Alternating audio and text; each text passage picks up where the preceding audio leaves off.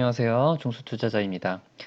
자, 오늘은 차트 분석하기 2편에 대해서 좀 설명을 드릴 거고, 지지선에 대해서 좀 말씀을 드릴 거예요. 지지선의 중요성에 대해서 오늘 말씀을 좀 드릴 겁니다. 자, 먼저 지지선이라는 것은 무엇일까 보면은 말 그대로 뭔가를 지지하고 있는 그런 선이에요. 그러니까 더 주가가 이제 떨어지려고 할 때 더 떨어지지 않게 하는 그런 그 더 추가 하락을 막는 지지하는 그런 선이라고 볼 수 있어요.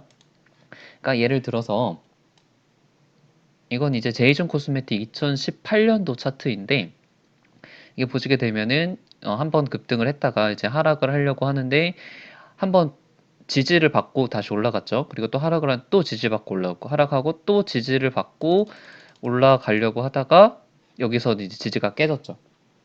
그러니까 이런 선들이 여러 번 더 추가 하락하지 않고 상승하는 그런 구간들을 이은 선이 이제 지지선인데 지지선에 대해서 조금 이해를 하고 있어야 될 것 같아요. 지지가 왜 만들어질까를 생각을 해보면은 누군가가 여기서 매수를 했기 때문에 지금 17,000원대에서 누군가 매수를 돈을 써가지고 매수를 했기 때문에 지지를 받게 되는 거고 상승을 하게 되는 거고 마찬가지로 여기서 누가 팔아서 떨어지다가 다시 여기서 또 누가 매수가 들어왔죠. 그러니까 지지선이라는 거는 그러니까 파는 사람들이 더 이상 팔지 않고 누군가 아래서 계속 매수를 했기 때문에 이 지지선들이 생기는 거거든요. 자, 다시 말씀드리면은 첫 번째 지지선이 성립이 되려면은 누군가가 바닥에서 사야 해요. 누군가 매수를 해야 된단 말이에요. 돈을 들여서 누군가 매수를 해야 되고 두 번째는 누군가가 팔지 말아야 돼요. 예를 들어서 누가 막 살려고 하는데 그 사는 가격보다 더 큰 가격으로 팔아버리면은 여기서 상승을 할 수가 없겠죠. 그러니까 누군가 매수를 계속하지만 또 동시에 파는 것도 멈추는 선. 그런데 여기서 보면 지지선이 깨지는 순간이 있습니다. 지지선이. 그러니까 더 이상 여기서 샀던 사람들이 더 이상 사지를 못하는 거예요. 더 이상 사고 싶은 그런 마음이 이제 사라진 거죠. 반대로 파는 사람들이 대량 물량을 던지면서 이 지지선을 팍 깨버렸죠. 팍 깨버리면은 어떻게 되나요? 팍 깨버리면은 급락이 나오죠. 계속 하락하게 됩니다. 어디가 바닥일지가 모르는 거예요. 지지선을 깨는 순간. 그래서 여기서 다시 지지를 받았지만 제이존 같은 경우는 장기간 횡보를 하다가 여기서 또 지지가 깨졌어요. 여기서 지지를 잘 받았는데 지지가 또 깨지면서 다시 급락이 나왔죠. 그러니까 지지선을 깬다는 거는 굉장한 큰 의미를 가지고 있는 거예요. 무슨 일이 일어난 거고 우리 개인 투자자가 알지 못한 어떤 큰 위험 신호라든가 위험 사인이 발생을 한 거고 반드시 비중을 줄이고 리스크 관리를 해야 된다는 것을 꼭 말씀을 드릴게요. 그 당시에 제이존 코스메틱 레포트를 제가 좀 찾아봤는데 굉장히 재밌더라고요. 이 레포트가 2018년 6월달 레포트거든요. 근데 이때가 목표가가 얼마였냐면은 31,000원의 목표가를 제시를 했어요. 12개월 포워딩 EPS가 2,300원이고 타겟 PR 13.2배. 뭐 중소형화장품 뭐 펄을 이 정도 줄 수 있고 그 근거로는 연말 2만 개 점포를 입점을 할 예정이고 이게 마스크팩 뭐 그런 거 파는 회사였는데 올해 9월 달에 홈쇼핑 제품도 판매 예정이었고 너무 그 당시 6월 달 당시에는 호재로 가득 찼고 레포트만 보게 된다면은 여기서 사면은 지금 2만 원대에서 3만 원까지 올라갈 수 있으니까 50% 수익인 거죠. 그러면은 누구라도 봤을 때 사고 싶을 거예요. 누구라도 사고 싶지만 그 레포트만 믿고 이 지지선에서 손절하거나 아니면 비중을 줄이지 않았으면은 골로 가는 거죠. 계속 떨어지죠. 계속 떨어지죠. 골로 가는 거예요, 진짜.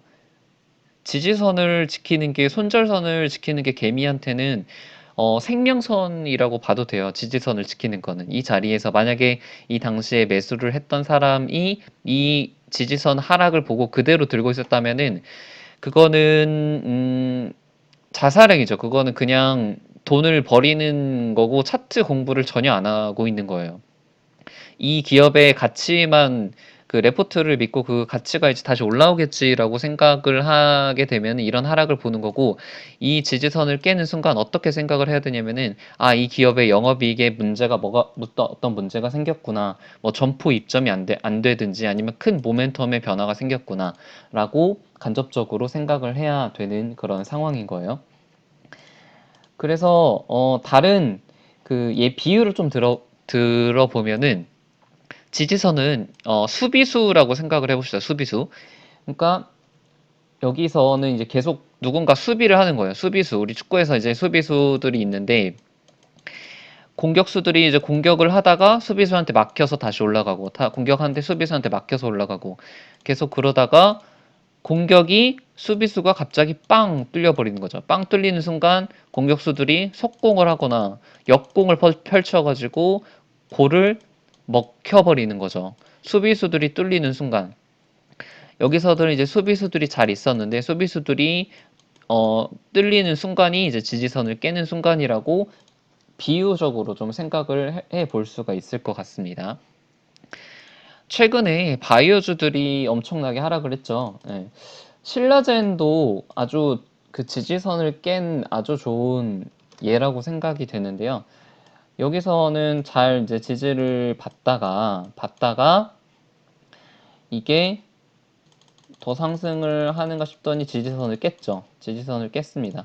여기가 이제 지지선이라고 생각을 할 수 있는데, 지지선을 깨더니 못 올라오죠.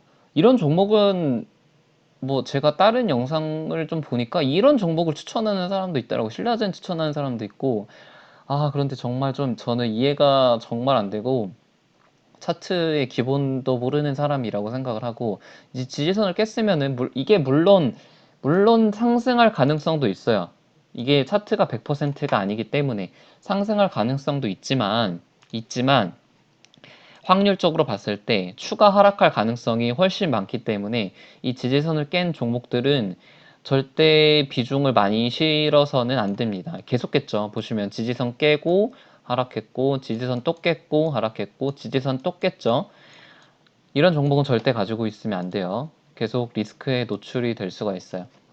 메지온도 마찬가지죠. 메지온 같은 경우는 솔직히 말씀드리면은 저는 이 종목을 가지고 수익도 냈었고, 이 저점에 사가지고 약 수익권이었다가, 저 같은 경우는 이게 임상이 될 거라고 기대를 했어요. 솔직히 말씀을 드리면은 임상이 될 거라고 생각을 했는데, 지금 임상 실패 바이오주들이 줄줄이 뭐 하한가 가는 기업들이 막 줄줄이 나오고 있죠. 그래서 사실 저는 어제 다 전량 매도를 했습니다.